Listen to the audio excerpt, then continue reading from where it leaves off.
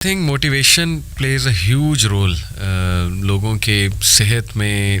کئی ڈاکٹر صاحب میں نے بھی ایسے کیس اسٹڈیز دیکھی کہ ڈاکٹرز نے کہا جی 3 مہینے آپ کے پاس, 1 مہینہ آپ کے پاس, and people went on to live like 4 years 5 years. Allah کی رحمت سے آپ کو شاید وہ علی بنات کا پتہ ہو. بالکل بالکل, سبحان اللہ. میں وہ دیکھی کہاں سے, مطلب اللہ جب مطلب وہ اللہ نے اس سے نیکی کرانی تھی اور کس اللہ نے طرح اسے سے زندہ خاتمہ. رکھا. وہ کہتے ہیں نا جب تک توبہ کا دروازہ کھلا ہے کسی کو گناہ گار مت کہو, کیونکہ یہ کسی بھی وقت جو ہے اللہ کا کرم ہو سکتا ہے. اور وہ دیکھیں کہ وہ بیماری اس کے لیے, اور وہ الحمدللہ میری والدہ کو ڈاکٹر نے 3-4 مہینے انہوں نے, کیونکہ وہ بونس تک اسپریڈ ہو گیا تھا سارا, تو اور پھر ایج بھی زیادہ تھی اور پھر انکنٹرول ڈائبٹیز بھی تھی کیونکہ وہ پرہیز نہیں کرتی تھی, لیکن وہاں سے الحمدللہ 3 years انہوں نے گزارے اور آسانی سے گزارے الحمدللہ. جس کو اللہ زندہ رکھنا چاہے اللہ تعالیٰ کے ہاتھ میں سب کچھ. لوگ نا آئی تھنک ڈاکٹر صاحب کنکلوژنس کو جمپ کر جاتے ہیں بہت جلدی کہ ہائے مجھے یہ ہو گیا, اب یہ ہو جائے گا, پھر اوور تھنکنگ. فیوچر آپ نے دیکھا ہی نہیں, آپ کو پتہ ہی نہیں آپ نے کل زندہ رہنا ہے کہ نہیں رہنا ہے. اتنی فکر اگر ہم نے آخرت کی ہوتی, اللہ تعالیٰ کو فیس کرنے کی ہوتی, تو زندگی پتہ نہیں اس کا رزلٹ ہی کچھ اور ہوتا. تو آئی تھنک کنکلوژنس کو ریچ نہیں کرنا چاہیے. It's too early to reach to conclusion. Doctor بھائی کوئی خدا تو نہیں ہے نا. ڈاکٹر نے اگر آپ کو ایک بات کہہ دی ہے تو ٹھیک ہے, اس نے اپنے نالج کے مطابق کہہ دیا, لیکن اصل میں شفا دینے والی ذات اللہ ہے, چلانے والی ذات اللہ تعالیٰ ہے. کئی لوگ ہیں ڈاکٹرز کہتے ہیں جی آپ کو تو ہو ہی نہیں سکتا, لیکن یہ کہ بہت سی چیزیں انہیں ہو جاتی ہیں موٹیویشن کے through. But main thing is کہ کنٹرولنگ دی انگزائٹی. بالکل, کہ آپ نے نا بس راضی رہنا ہے اور اپنے آپ کو بزی رکھنا ہے اور پازیٹیو لوگوں میں بیٹھنا ہے. اچھا, دقت لوگوں کی طرف سے ہوتی ہے. اور اس دن میں ایک جملہ مجھے بڑا اچھا لگا کہ کسی کی فطرت جاننے کے بعد اس سے جھگڑا کرنا بھی اس پہ ساتھ ظلم کرنا ہے. جب آپ نے ایک بندے کو دیکھ لیا کہ وہ انگزائٹی سے گزر رہا ہے اور آپ بجائے اس کے کہ اس کو بولو کہ ڈرامے کر رہے ہو, اس کے ساتھ بیٹھو. وہ کسی نے اس دن حضرت سے پوچھا کہ کیا غیر مسلموں کو بھائی کہہ سکتے ہیں, تو جواب دیا کہ پہلے بھائی کو تو بھائی کہہ دو, پہلے بھائی کو تو بھائی کہہ دو جو تمہارے ساتھ ہے. صحیح, باقیوں کی تو چھوڑو نا, کیونکہ سارا پوچھا ہی ان کا جانا ہے پہلے. صحیح بات کہ آپ کے جو اپنے قریبی رشتہ دار ہیں, تو یہ رشتہ دار جو ارد گرد کے ہیں ان کا بڑا رول ہے. اگر ایک بندہ آئسولیٹ ہو گیا ہے تو طریقے سے اس کے ساتھ بیٹھیں اور اس کو وہی فی الحال سنائیں جو وہ سننا چاہتا ہے. پہلے اس سے تعلق بنا لیں, پھر آہستہ آہستہ. جیسے میرے پاس ایک بچہ آیا اس دن, وہ ڈرگز لیتا ہے, تو میں نے وہ پوری اس کی جو ہے جب پوری کاؤنسلنگ میں نا میں نے ایک دفعہ بھی جو ہے یہ چیز نہیں چھیڑی. صحیح. اور ان کی وہ مدر بار بار بول رہی کہ یہ ایسا ہے, یہ ایسا ہے. تو خیر میں نے اس بچے کو باہر بھیجا اور میں نے ان کی میں نے کہا کہ میں نے ایک دفعہ اس بچے کو بولا, میں نے کہا آپ کیوں بار بار. صحیح بات. کہ میں نے کہا وہ اس سے نفرت نہ کریں, وہ آہستہ آہستہ چھوڑ دے گا, فٹنس کی طرف آئے گا, ایکسرسائز کی طرف آئے گا, ڈائٹ کی طرف آئے گا, نکل آئے گا. جی, تو یہ بس یہی ہے نا کہ لوگ جو ارد گرد کے رشتے دار ہیں وہ بھی بڑا کام خراب کرتے ہیں. ایگزیکٹلی, وہ سمجھتے نہیں ہیں اگلے کو, ایسے ہی اور بس دھتکار دیتے ہیں. پھر جو اگر آپ نے اپنے گھر سے ہی آپ کو سوشل سپورٹ ہی نہیں ملی اگر آپ کو, تو ظاہر ہے پھر بڑا. تھوڑا سا اگر آپ سے پوچھنا چاہوں اف یو آر کمفرٹیبل کہ وٹ کلکڈ فار یو, آپ نے کہا کہ آپ نے کافی عرصہ انگزائٹی فیس کی, وہ سنگل چیز یا وہ چلے نمبر آف تھنگس جو آپ کے لیے کلک کی, وہ کیا؟ جسے میں اپنا بدترین دور سمجھ رہا تھا وہ بہترین دور کا آغاز تھا. اچھا. پہلے ہوا میں اکیلا, کیونکہ میں نے ایک ڈیسیژن لیا, سب نے چھوڑ دیا, ٹھیک ہو گیا.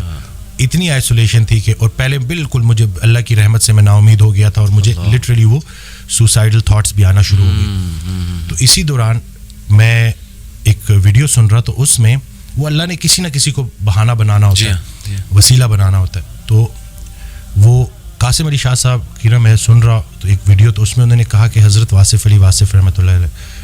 تو میں نے ویسے ہی نا میں نے سرچ کیا, تو پہلی ویڈیو جو سامنے آئی وہ تھی غم. تو اب وہ میں نے کلک کی, کیونکہ اب وہ جیسے میں نے کلک کی تو اس میں الفاظ یہ تھے کہ غم میں غم دینے والے کو یاد رکھنا, یاد رکھنا تیرے رب سے سب سے قریبی رشتہ سجدے کا ہے اور اس سے بھی قریبی رشتہ آنسوؤں کا ہے. آنکھ میں آنسو ہیں, سر سجدے میں ڈال, نام محمد آہوں میں, دیکھ یہ غم تجھے کیسے سرفراز کرتا ہے. یہ وہ موتی ہیں جو تجھے تیرے مقام سے آشنا کریں گے.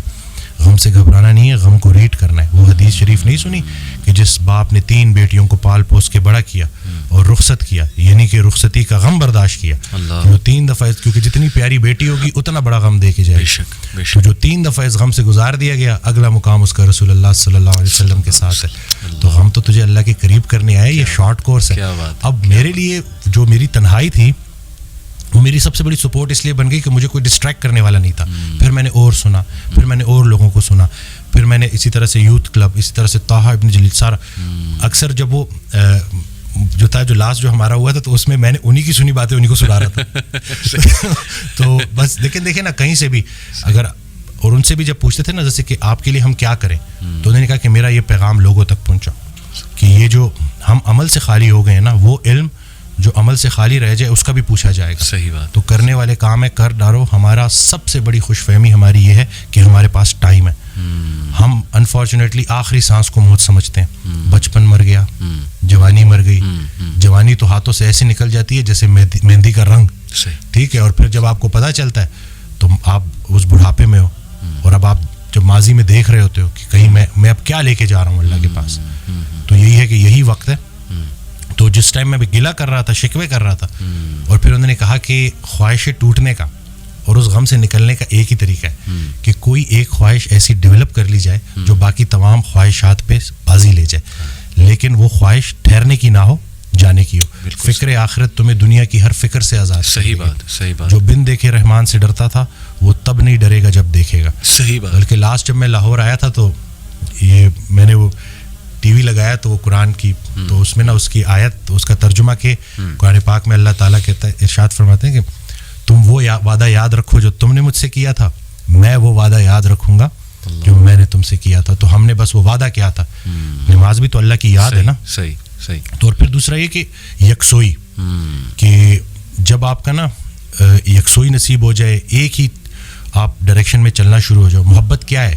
محبت ادھر ادھر دیکھنا نہیں ہے, ایک ہی ڈائریکشن میں دیکھنا. بالکل صحیح. تو جب آپ کی ڈائریکشن اللہ کی طرف ہو جائے نا, پھر اٹھنا بیٹھنا ہر چیز, اور ویسے ہی اللہ تعالیٰ آپ کو مشکل سے نکال لیتا ہے. اور ڈاکٹر صاحب آئی تھنک یہ جو سینٹینس ہے نا جو آپ نے بولا تھا کہ اللہ سنبھال لے گا, بالکل ultimately you have to leave everything to Allah.